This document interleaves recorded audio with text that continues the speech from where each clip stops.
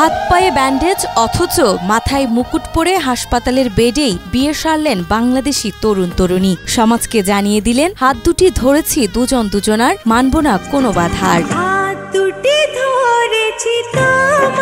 বিয়ের দিন মানেই সাজ সাজ রব, বাড়িময় গান বাজনা, লোকজনের হাকডাক। কিন্তু মানিকগঞ্জের আনন্দ সাহার বেলায় বিষয়টি হলো একটু অন্যরকম। হাসপাতালের বেডেই বিয়ে করলেন তিনি, কারণ বাইক দুর্ঘটনায় এমনভাবে হাত পা ভেঙেছেন যে দাঁড়িয়ে মন্ত্র পড়া তো দূরের কথা, চেয়ারে বসতে পারলেন না। তাই শেষমেশ ব্যান্ডেজ জড়ানো হাত পা নিয়ে হাসপাতালের শয্যাতেই বসালেন 7 পাকের আসর।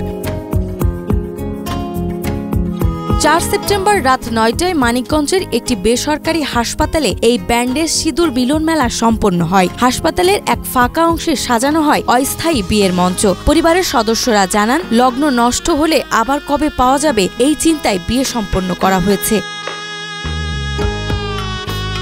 এদিকে স্থানীয়রা মজার ছলে বলছেন, ব্যান্ডেজ মোড়ানো বর দেখেই প্রমাণ হলো প্রেমে পড়ে গেলে হাত পা ভাঙলেও বিয়ে থেমে থাকে না।